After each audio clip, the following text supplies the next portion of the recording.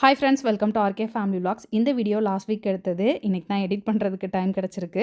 Last week எப்படி போச்சு அப்படின்றத இந்த விலாகில் பார்க்கலாம். வீடியோக்குள்ளே போகிறதுக்கு முன்னாடி இப்போ தான் நம்ம சேனல் ஃபஸ்ட் டைம் பார்க்குறீங்க அப்படின்னா சேனலை மறக்காமல் சப்ஸ்கிரைப் பண்ணுங்கள். அப்படியே பக்கத்தில் இருக்க பெல் பட்டன் கிளிக் பண்ணுங்கள். அப்போ நான் வீடியோ போட்டதும் உங்களுக்கு நோட்டிஃபிகேஷன் வரும். வீடியோவை மிஸ் பண்ணாமல் பார்ப்பீங்க. வாங்க இப்போ விலாகை கண்டினியூ பண்ணலாம். இந்த வீடியோ செவ்வாய்க்கிழமை எடுத்தது. காலையில் எந்திரிச்சு என்னடா சமைக்கிறது அப்படின்னு ரொம்ப யோசிச்சுட்டே இருந்தேன். ஏன்னா வீட்டில் வெஜிடபிள்ஸ் சுத்தமாக காலி ஆயிடுச்சு. முட்டை இருந்தது, வெங்காயம் தக்காளி இருந்தது. சரி, முட்டை குழம்பு மாதிரி வச்சிடலாம், சாதம் வச்சு முட்டை குழம்பு வச்சிடலாம் அப்படின்ட்டு அதுக்கு தான் ரெடி பண்ணிகிட்டு இருக்கேன். கடகடன் சமையல் வேலையை முடிச்சு பிள்ளைங்களை ஸ்கூலுக்கு ரெடி பண்ணி விட்டாச்சு. கமலுக்கு இன்னைக்கு பிஎன்ஐ மீட்டிங்கிறதுனால சீக்கிரமே கிளம்பி போயிட்டாங்க. எனக்கு வீட்டில் கொஞ்சம் வேலை இருந்தது, அதெல்லாம் முடிச்சுட்டு மதியத்துக்கு மேலே தான் கடைக்கு கிளம்புனேன். மீஷோவில் ஒரு குர்த்தி ஆர்டர் பண்ணியிருந்தேன். அது இன்றைக்கி டெலிவரி கொடுத்துருந்தாங்க. வந்ததுமே பிரித்து பார்த்துடணும் அப்படின்ட்டு பிரிச்சுட்டேன். ஒரு குர்த்தா செட்டு தான் ஆர்டர் பண்ணியிருந்தேன். டாப்பு, பேண்ட்டு, ஷால் மூணுமே இருக்கும். வந்ததும் ஆர்வம் கொள்ளலை, பிரித்து போட்டு பார்த்துட்டேன். ஒயிட் கலர் டாப்பு, நெக்லையும் யோக்லையும் மட்டும் நமக்கு வந்து எம்ப்ராய்டரி டிசைன் கொடுத்துருக்காங்க. கையிலையுமே வந்து அந்த டிசைன் வந்துடும். ஷால் நல்லா நீளமாக இருந்தது, ஷாலுமே சூப்பராக இருந்தது. இதுக்கு பேண்ட்டு ஒயிட் கலரில், அதுலேயுமே கீழே பார்டரில் வந்து நமக்கு எம்ப்ராய்டரி ஒர்க் கொடுத்துருப்பாங்க. இந்த குர்த்தி எனக்கு ரொம்ப பிடிச்சிருந்தது. மெட்டீரியல் குவாலிட்டியுமே நல்லா இருந்தது. ஆனால் பேட் ஸ்மெல் ஒன்று அந்த மெட்டீரியல்லேருந்து வந்தது, அதுதான் பிடிக்கல. தண்ணியில் அலசி தான் போடணும். அந்த ஸ்மெல் மட்டும் இல்லாமல் இருந்ததுன்னா இன்றைக்கி இப்படியே போட்டு கிளம்பியிருந்திருப்பேன். செவ்வாய்க்கிழமை கமல் வந்து பிஎன்ஐ மீட்டிங் போயிட்டாங்க அப்படின்னா பஸ்ஸில் தான் கிளம்பி போகிற மாதிரி இருக்கும். செவ்வாய்க்கிழமை அங்கே ஏதாவது கடைக்கு ஸ்டாக் வேணும் அப்படின்னா கௌதம் வருவா. அப்படி கௌதம் கூட கிளம்பி போயிடுவேன். நான் வீட்டில் லஞ்செல்லாம் முடிச்சுட்டு தான் வந்தேன். நான் கரெக்டாக வந்தேன், பிள்ளைங்களும் அப்போ தான் வந்திருந்தாங்க. உள்ளே நுழைஞ்சதுமே பிள்ளைங்க, அப்பா இன்றைக்கி எங்களை படத்துக்கு கூட்டிகிட்டு போகிறேன்னு சொல்லிச்சே, இன்னும் ஆளக்கானா, எப்போ கூப்பிட்டு போகும் அப்படின்னு கேட்க ஆரம்பிச்சிட்டாங்க. அப்பா என்கிட்ட எதுவுமே சொல்லலையே அப்படின்னு. நான் அப்பாவும் பிள்ளைங்களும் ஏதோ டீலிங் போட்டிருப்பாங்க போல், அது எனக்கு தெரியல. நான் வந்ததும் கேட்டாங்க. நான் நோ சொன்னேன்னா அப்பாவும் நோ சொல்லிடும் அப்படின்னு சொல்லிட்டு இருந்தேன். அம்மா ஏம்மா இப்படி பண்ணுற, வாமா போகலாம் அப்படின்னு சொல்லி கூப்பிட்டுட்டு இருக்காங்க. அப்புறமா கமலுக்கு கால் பண்ணி கேட்கவும் போகலாம் அப்படின்னு சொன்னாங்க. ஃபஸ்ட்டு ஹோம்ஒர்க்கை முடிங்க அப்படின்னு சொன்னோடனே கடகடன்னு ஹோம்ஒர்க் எழுத ஆரம்பிச்சிட்டாங்க. பிள்ளைங்க ஹோம்ஒர்க்லாம் முடிச்சதுக்கப்புறம் ஈவினிங் ஷோக்கு தான் போனோம். நல்ல மோடமாக இருந்தது. உள்ளே போனதுக்கப்புறம் நல்லா மழை வரும்னு நினச்சேன், அதே மாதிரி மழை பெஞ்சது. தியேட்டரில் கவுண்டர்னு ஒன்று இருக்கும்டா, அங்கே போய் டிக்கெட் புக் பண்ணிக்கலாம். ஓஹோ, ஆன்லைனில் மட்டும்தான் பண்ணணும்னு அவசியம் இல்லை.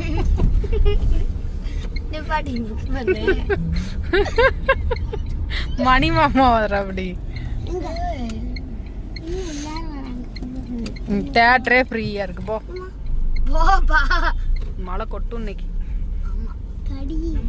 டிக்கெட் ஆன்லைனில் பார்த்தேன், ஷோ ஃப்ரீயாக தான் இருந்தது, அதனால் டிக்கெட் புக் பண்ணல அப்படின்னு சொன்னோடனே கண்மணி அப்போ இங்கே நிப்பாட்டி புக் பண்ணுப்பா அப்படின்னு சொன்னால், கண்மணிக்கு எல்லாமே ஆன்லைனில் தான் புக் பண்ணணும் அப்படின்ற மைண்ட் செட்லேயே இருக்கா. ஆன்லைன்லேயும் புக் பண்ணிக்கலாம், நேரில் போயும் வாங்கலாம் அப்படின்னு சொல்லிட்டு இருந்தோம் அவளுக்கு. பிள்ளைங்க 2 ஆப்ஷன் கொடுத்தாங்க. ஒன்று எங்களை மதராசி படத்துக்கு கூட்டிகிட்டு போங்க, அப்படி இல்லாட்டி லோக்கா படத்துக்கு கூட்டிகிட்டு போங்க அப்படின்னு சொன்னாங்க. கமல் மதராசி வேண்டாம், நம்ம லோக்கா வேணால் போகலாம் அப்படின்னு சொல்லிட்டு அங்கே கூப்பிட்டு வந்திருக்காங்க. லோக்கா சாப்டர் 1 சந்திரான்னு போட்டிருந்தாங்க. இதில் அடுத்தடுத்த சாப்டர் வரும் அப்படின்னு நினைக்கிறேன். படம் நல்லா இருந்தது, இன்ட்ரெஸ்டிங்காக பார்த்துட்டு இருந்தோம். இன்டர்வலில் பாப்கார்ன் வேணும், ஜூஸ் வேணும் அப்படின்னு சொன்னாங்க. அதை வாங்கினதுக்கப்புறம் பர்கரும் வேணும் அப்படின்னு சொல்லவும், கமல் அதெல்லாம் வாங்கி தர மாட்டேன் அப்படின்னு சொல்லவும் கையிலுக்கு வந்துருச்சு. பாப்பா படம் எப்படி இருந்துச்சு? இன்னைக்கு நைட்டு டின்னர் என்னன்னு கேட்டல, நீ தான் அந்த வேம்பயருக்கு டின்னர். அதுக்கு டின்னர் நீ, உனக்கு டின்னர் நல்லா வாங்கி தரேன் சரியா? நல்லா சாப்பிட, அதுக்கு டின்னர் சாப்பிட்டுக்கிட்டோம், ஓகேவா? இல்லை அவ்வளோ கொடுத்துடலாமா? இந்த வீடியோ புதன்கிழமை எடுத்தது. கண்மணிக்கு 5 வயசில் போடுற தடுப்பூசி போடாமல் விட்டுட்டோம். அதை போடுறதுக்காக இன்றைக்கி அவளை ஸ்கூலுக்கு லீவ் போட சொல்லியிருக்கேன். கையில் மட்டும்தான் ஸ்கூலுக்கு போகிறான். நான் இன்னைக்கு ஸ்கூலுக்கு லீவே அப்படின்னு இவ ஜாலியாக சொல்கிறா. இன்றைக்கி உனக்கு ஊசி போட போகிறாங்களே அப்படின்னா அவள் ஜாலியாக சொல்கிறா. போகிறப்ப 2 சண்டை கட்டிகிட்டு இருக்காங்க. ஊசி போட போகிறாங்க பாப்பா, ஓகேவா? அழுவியா? தெரியலையா? அவளுக்கு ஊசி போடும்போது சிரிச்ச. இப்போ உனக்கு ஊசி போட போகிறாங்கடி.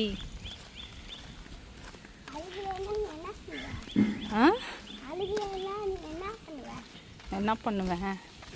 ஒன்றும் பண்ண மாட்டேன். எங்கள் ஊர்லேயே ஒவ்வொரு மாதமும் 2வது வாரம் புதன்கிழமை அந்த மாதிரி பால்வாடியில் வந்து ஊசி போடுவாங்கன்னு சொன்னாங்க. அதனால் இந்த வாரம் அவளுக்கு ஊசி போடுறதுக்கு கூட்டிகிட்டு வந்திருக்கேன். பாப்பா கத்தாத.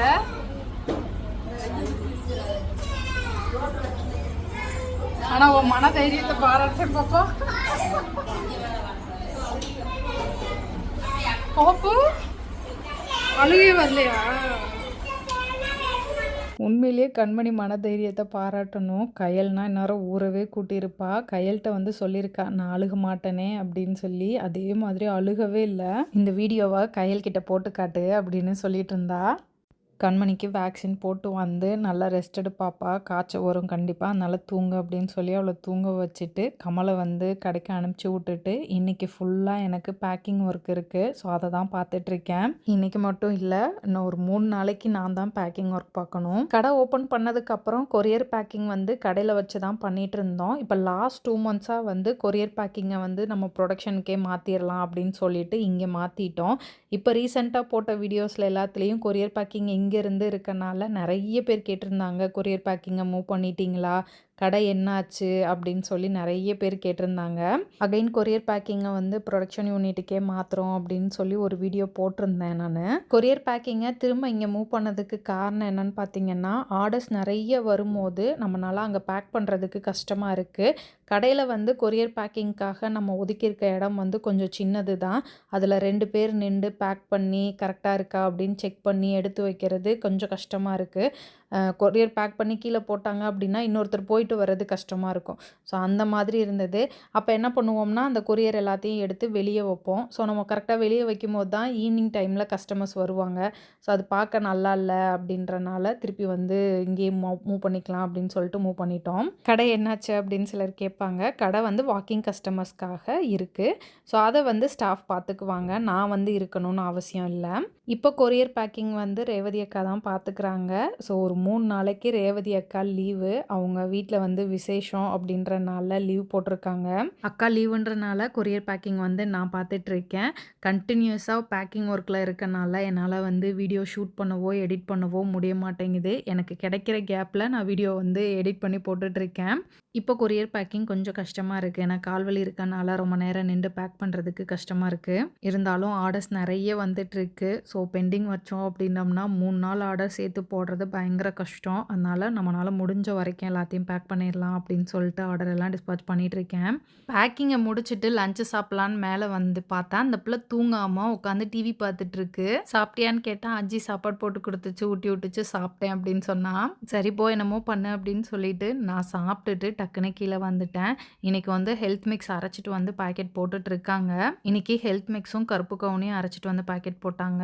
ஹெல்த் மிக்ஸும் கருப்பு கவுனி ஆர்டருமே வந்து பெண்டிங் இருந்தது. இவங்க பேக் பண்ணி கொடுத்தா தான் வந்து நான் ஆர்டரே டிஸ்பாச் பண்ண முடியும், அந்த மாதிரி இருந்தது. ராஜீஸ் கிச்சனை ராஜியை சப்போர்ட் பண்ணுறதுக்கு நிறைய நல்ல உள்ளங்கள் இருக்காங்க.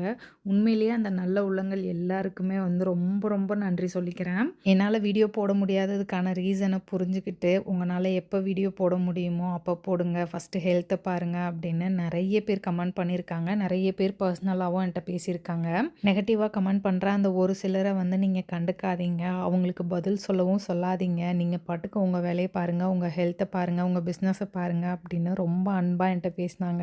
இந்த மாதிரி அன்பு கிடைக்கிறதுக்கெல்லாம் உண்மையிலேயே நான் கொடுத்து வச்சுருக்கணும். ஈவினிங் 6 மணி வரைக்கும் கொரியர் பேக் பண்ணிவிட்டு கொரியர் எல்லாம் எடுத்து வச்சுட்டு 6 மணிக்கு மேலே கௌதம் கூட போய் காய் எதுவும் இல்லை, அதனால் போய் வெஜிடபிள்ஸ் வாங்கிட்டு வந்தேன். ரொம்ப நாள் கழிச்சு ஒட்டஞ்சத்திரம் போய் வெஜிடபிள்ஸ் வாங்கிட்டு வந்தேன். வெஜிடபிள்ஸ் வாங்கிட்டு வந்ததும் எடுத்து வைக்கல, வாங்கிட்டு வந்தால் அப்படியே ஃப்ரிட்ஜ் பக்கத்தில் வச்சுட்டு இன்னும் கொஞ்சம் ஆர்டர்ஸை வந்து பேக் பண்ணிடலாம் அப்படின்னு சொல்லிட்டு ஆர்டர்லாம் பேக் பண்ணி திருப்பி அதை எடுத்து வச்சுட்டு அதுக்கப்புறமா வந்து பிள்ளைங்க வந்ததும் டின்னர் செஞ்சு கொடுத்துட்டு அவங்கள தூங்க வச்சுட்டு அப்புறமா எடுத்து வச்சிட்ருக்கேன். இன்றைக்கி ஃபுல் டே பேக்கிங் ஒர்க்லேயே போனனால என்னால் பெருசாக வேறு எந்த வீடியோவும் எடுக்க முடியல. என்ன ரெகுலராக ஃபாலோ பண்ணுறவங்களுக்கு கண்டிப்பாக என்னோடய சுச்சுவேஷன் புரியும் அப்படின்னு நம்புகிறேன்.